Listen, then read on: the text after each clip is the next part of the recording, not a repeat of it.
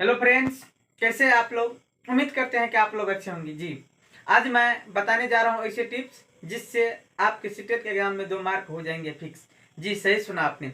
CTET के exam में ऐसा कभी नहीं हुआ है कि जिन प्याजे संबंधित 2 या 3 क्वेश्चन न पूछा गया हो। तो आइए आज हम जिन प्याजे संबंधित महत्वपूर्ण बातें आपके बीच शेयर करना चाहता हूँ जो कि सीटेट के एग्जाम में बार बार पूछे जाते हैं। जी, सर्वप्रथम मैं आपको बता दूं कि जीन पियाजे स्विट्जरलैंड के मनोवैज्ञानिक थे और उन्होंने कहा कि बच्चे एक नन्हे वैज्ञानिक होते हैं। और जीन पियाजे ने संज्ञानात्मक विकास का सिद्धांत दिया था। और संज्ञानात्मक का मतलब होता है किसी चीज के बारे में जानना ही संज्ञान कहलाता है।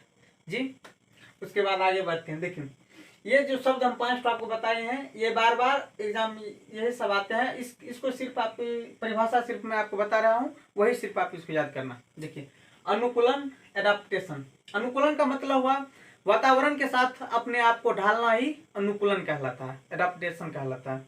जैसे मान लीजिए हम जहाँ भी जाते हैं तो वहाँ अपने आप को उसी के अनुसार ढल जाते हैं, वही अनुकूलन कहलाता है। इस पर उतना दिमाग नहीं लगाना है, ये खास उतना पूछता भी नहीं है। चलिए, एस्कीमा।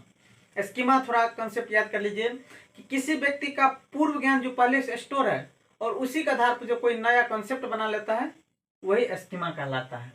देखिए, आपको सीटेट एग्जाम में कैसे पूछेगा कि जीन पियाजे ने जितने भी कॉन्सेप्ट दिए और जितने भी कॉन्सेप्ट के आधार पर जो भी वो उन्होंने धारणाएं प्रस्तुत की, वह क्या कहलाती है। तो आपको क्या जवाब देना है? एस्कीमा। एस्कीमा कहलाती है। इस तरह से पूछा जाता है। चलिए, तीसरा वर्ड है आत्मसातकरण। आत्मसातकरण ये बार बार आपके सीटेट के एग्जाम में आते ही रहते हैं, जिसका अंग्रेजी नाम है एसिमिलेशन। एसिमिलेशन। तो चलिए, आत्मसातकरण का परिभाषा सुन लीजिए, सिर्फ सुनकर समझिए थोड़ा सा कि पूर्व ज्ञान को नए ज्ञान के साथ जोड़ना ही आत्मसातकरण कहलाता है। पूर्व ज्ञान को नए ज्ञान के साथ जोड़ना ही आत्मसातकरण कहलाता है। जैसे मानिए, इसका उदाहरण मैं आपको बता रहा हूं कि किसी बच्चे को पढ़ाया गया कि किसी भी वर्ड में जैसे एस लगा देंगे तो वह बहुवचन कहलाएगा, प्लुरल उसका बन जाएगा। जैसे गर्ल्स, बॉयज, इस तरह से उसको बताया गया। तो वो बच्चे क्या किया कि हर वर्ड में, प्रत्येक वर्ड में उसको जैसे एस बताया गया तो सब में वो ऐसे लगाते गया, क्योंकि उसे पूर्व ज्ञान के साथ जो जितना पूर्व ज्ञान था वो नए ज्ञान के साथ जोड़ते गए। वही क्या कहला है? एसिमिलेशन, यानी आत्मसातकरण। कैसे याद रखना है? मतलब मान लीजिए ना, पूर्व ज्ञान को नए ज्ञान के साथ जोड़ना ही एसिमिलेशन, आत्मसातकरण कहलाता है। चलिए, दूसरा आता है समायोजन, अकोमोडेशन। इसका परिभाषा होता है कि पूर्व ज्ञान में संशोधित करके नए ज्ञान के साथ जोड़ना ही समायोजन कहलाता है। पूर्व ज्ञान में परिवर्तन करके नए ज्ञान के साथ जोड़ना ही अकोमोडेशन यानी समायोजन कहलाता है। कहने का मतलब हुआ कि बच्चे को तो बताया गया था कि किसी भी शब्द में अगर एस जोड़ दोगे तो उसका प्लुरल नंबर बन जाएगा, लेकिन जब बच्चे ने कहीं पर एस का प्लुरल नंबर देखा तो एस देखा तो उसने दिमाग लगाया, ओ ऐसा नहीं हो सकता है कि सब में एस से जोड़ने से प्लुरल उसका बन सकता है, कहीं पर ई एस भी हो सकता है। तो क्या किया उसने? पूर्व ज्ञान में थोड़ा सा संशोधन करके नई ज्ञान के साथ जोड़ा, तो वह क्या कहलाता है? समायोजन। आपको ऐसे पूछेगा कि पूर्व ज्ञान में कोई बच्चा मान लीजिए किसी चीज के बारे में थोड़ा उसको डिटेल करके और नए ज्ञान के साथ जोड़ा, उससे क्या कौन चीज कहेंगे? समायोजन कहलाएंगे। चलिए, संतुलन। संतुलन खास चीज नहीं है, इन्हीं यानी आत्मसातकरण और समायोजन के बीच संतुलन बनाना ही इक्विलिब्रिएशन या संतुलन कहलाता है। चलिए, और मेन पॉइंट जो आज आपके आने वाला है, जीन पियाजे के संज्ञानात्मक विकास की अवस्था। इन्होंने 4 अवस्थाएं बताए थे। पहला है संवेदीगामक अवस्था, जो है 0 से 2 वर्ष, जिसे अंग्रेजी में जिसे क्या कहते हैं? Sensory motor stage. और हिंदी में इसका और नाम है संवेदी गत्यात्मक संवेदनशील अवस्था। तो इसको हो सके तो चलिए जैसे वैसे याद कर लीजिएगा, कोई टेंशन वाला बात नहीं है। इस स्टेज में क्या होता है बच्चा कि ज्ञानेंद्रियों के माध्यम से सीखता है। ज्ञानेंद्रियों के माध्यम से आपको पता होना चाहिए ज्ञानेंद्रिय 5 है: आंख, कान, नाक, मुंह, जीभ, त्वचा। चलिए, इसमें क्या होता है? इसी स्टेज में क्या होता है? तो वस्तु स्थायित्व का गुण आ जाता है। वस्तु स्थायित्व का मतलब हुआ कि बच्चे के दिमाग में थोड़ा वस्तु का अस्तित्व उसके दिमाग में थोड़ा रहने लगता है। जैसे मान लीजिए बच्चे को मोबाइल दे दीजिए, 0 से 2 साल का बच्चा है, और कुछ देर के बाद उससे मोबाइल छीन लीजिए और कहीं पर रख दीजिए, बच्चा रोने लगेगा या फिर वो इधर उधर चौकना होने लगता है। तो ये वस्तु स्थायित्व गुण किस में आता है? तो संवेदी गत्यात्मक या संवेदी गामक अवस्था में। इसी में आपसे पूछा जाएगा अधोगामी शीर्षोगामी। अधोगामी का मतलब हुआ केंद्र से बाहर की ओर बढ़ना अधोगामी, और शीर्षोगामी का मतलब होता है सिर से पैर की ओर बढ़ना शीर्षोगामी। ये मतलब हुआ कि ये अवस्था मतलब बोलेगा कि अधोगामी शीर्षोगामी किस स्टेज में आते हैं? तो इसी में आएगा संवेदी गामक में। तो चलिए दूसरा स्टेज है पूर्व संक्रियात्मक। सीटेट के एग्जाम में इसी से बार बार क्वेश्चन आपको पूछा जाता है। इसका ये याद रखिएगा 207 वर्ष होता है। देखियो इसमें प्रतीकवाद, इस स्टेज में क्या होता है बच्चा, प्रतीक सिंबल थोड़ा बनाने लगता है। और इस स्टेज में जो कहने का मतलब होगा पूर्व संक्रियात्मक, इस प्रतीकवाद।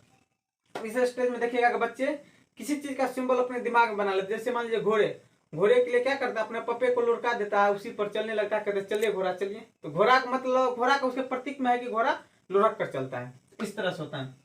और दूसरा उदाहरण ले सकते हैं, जैसे वो डांसर को देखते हैं नाच करते हैं घघरा पहन कर, तो वो भी क्या करता है कि फराक उल्टा पहन करके वो भी नाचने लगता है, क्योंकि उसके दिमाग में थोड़ा कंसेप्ट आ जाता है कि डांसर ऐसे होता है, घोड़ा ऐसे होता है।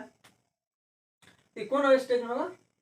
और पूर्व संक्रियात्मक। प्रतीकवाद का मतलब है, ये उदाहरण थोड़ा थोड़ा याद रखिएगा।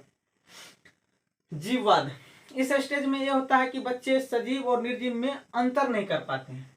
जी, अगर बच्चे कहीं गिर जाए तो वो रोने लगता है। अगर उसकी मम्मी या कोई आकर उसको दीवार को ठुकरा देता है तो वो बच्चे चुप हो जाते हैं, क्योंकि उसको पता नहीं है इसमें, उसको पता रहता है कि इसमें जीव है। वो सजीव और निर्जीव में अंतर नहीं कर पाते, यही चीज है।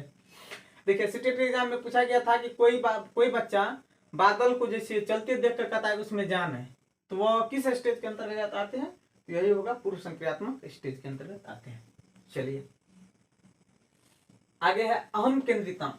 बच्चे इस स्टेज में क्या होता है, स्वयं अपने बारे में ज्यादा सोचते हैं। मान लीजिए उसको बिस्कुट दिवा दीजिए तो वो अपने जब अपने खाएगा, दूसरे को उससे कोई मतलब नहीं रहेगा। कोई बच्चे भी रहेगा तो उसको देने से मतलब नहीं, दूसरा कहीं जब उससे मतलब नहीं है, सिर्फ वो अपने बारे में सोचता है ज्यादा, कि उसको लगता है कि हम ही है सब कुछ, दूसरा कोई नहीं है। उसके बाद आता है केंद्रीकरण। केंद्रीकरण का मतलब है कि बच्चे सिर्फ एक ही और ध्यान रहता है। जैसे आप बच्चे को मोबाइल में वीडियो लगा कर दे दीजिए तो सिर्फ उसको पता रहेगा कि सिर्फ वीडियो देखते रहेगा, उसको पता ही नहीं रहेगा इस मोबाइल से ये किया जाता है, फोन लगाया जाता है, बात किया जाता है, उसको कुछ पता नहीं, सिर्फ एक ही और बच्चे का ध्यान रहता है। उसके बाद आता है संरक्षण के गुण। मुद्रा, लंबाई या पलटावे गुण का अभाव होता है। ये सब जितना भी है इसका अभाव होता है। संरक्षण का अभाव मतलब हुआ कि बच्चे को मान लीजिए एक बड़ा गिलास और एक छोटा गिलास ले लीजिए। बड़े गिलास की अपेक्षा छोटे गिलास में आप ज्यादा पानी भी दे दीजिए तो बच्चे क्या करेगा, बड़ा गिलास ही पकड़ेगा। कहने का मतलब उसको पता नहीं रहता है कि मतलब इसी में ज्यादा पानी, उस सिर्फ आकार पर दौड़ता है, संरक्षण का गुण उसमें नहीं रहता है। चलिए मुद्रा, लंबाई, ये सब में उसको कोई पता ही नहीं चलता कि मुद्रा रुपया वाला ये ज्यादा है, ये ज्यादा है। और पलटावी गुण का अभाव, कहने का मतलब है कि जैसे बच्चे को 2 और 3 5 होता है तो उसको अगर 3 और 2 बोलिएगा जोड़ने के लिए तो वो नहीं बता पाएगा। ये सब गुण का क्या होता है इस स्टेज में अभाव रहता है। चलिए तीसरा आता है मूर्त संक्रियात्मक। इस स्टेज में क्या होता है बच्चा कि वस्तु को देखकर उस पर तर्क करने लगता है। थोड़ा बच्चा सयान हो गया है। उसके बाद देखिए इसमें अपलटावी का गुण आ जाता है। अपलटावी को वही जैसे 3 + 2 अगर 5 होता है, 2 + 3 भी 5। इस स्टेज में बच्चा ऐसा कर लेगा। जीव बात, इसमें बच्चा सजीव और निर्जीव में भी अंतर करने लगता है कि ये सजीव है तो सजीव। भार में भी इसमें बच्चा मतलब भार और का भी इसमें गुण आ जाता है। संरक्षण का भी गुण आ जाता है। क्रमबद्धता, इसमें अगर इस स्टेज में अगर बच्चे को आप क्रम से कहिएगा कोई वस्तु लगाने के लिए तो क्रम से लगा देगा। वर्गीकरण का मतलब हुआ कि मतलब मान लीजिए ढेर सारा उसको फूल दे दीजिए और उसको कहिए कि लाल और पीला हरे को अलग अलग कीजिए तो बच्चा आसानी से कर देगा, क्योंकि इसमें वर्गीकरण का गुण आ जाता है। देखिए और मेन पॉइंट इसमें याद रखिएगा कि आगमनात्मक तर्कना। देखिए इस स्टेज में क्या होता है, आगमनात्मक तर्कना कि कहने का मतलब हुआ कि वस्तु के आने के बाद उस पर तर्क करने लगता है। आगमनात्मक तर्कना और निगमनात्मक तर्कना। तो आगमनात्मक तर्कना इसी स्टेज में आता है, मूर्त संक्रियात्मक स्टेज में। चलिए चौथा और लास्ट स्टेज है औपचारिक संक्रियात्मक अवस्था, जो है कितना 11 से 18 वर्ष। सबका स्टेज वैसे दिल है, देखिएगा स्टेज में थोड़ा फ्रेश आ रहे हैं जी। चलिए इस स्टेज में क्या होता है तो अमूर्त चिंतन करने लगता है। वस्तु उसके सामने हो या ना हो, जैसे ताजमहल के बारे में बता दीजिएगा तो उसमें थोड़ा उद्यमाल है, वो पत्थर का बना होगा, वो बहुत अच्छा है, वो इसके याद में बना होगा, क्या होता है अमूर्त इसमें चिंतन करने लगता है बच्चे। और मेन पॉइंट क्या होता है इसमें, निगमनात्मक तर्कना, नियम को देखकर, मतलब नियम को देखकर उस पर कोई तर्क देने लगता है। तो चलिए दोस्तों, थोड़ी सी बात मैंने आपको बताई, अगर इतना बात अगर आप याद कर लेते हैं तो यकीनन मानिए कि आपको 2 मार्क स्टेट में फिक्स हो जाएंगे। अगर यह वीडियो आपको थोड़ा सा भी अगर अच्छा लगे, थोड़ा सा अगर अच्छा लगे तो प्लीज़ वीडियो को लाइक एवं चैनल को सब्सक्राइब जरूर कर दीजिएगा और एक छोटा सा कमेंट लिख दीजिएगा। जी धन्यवाद।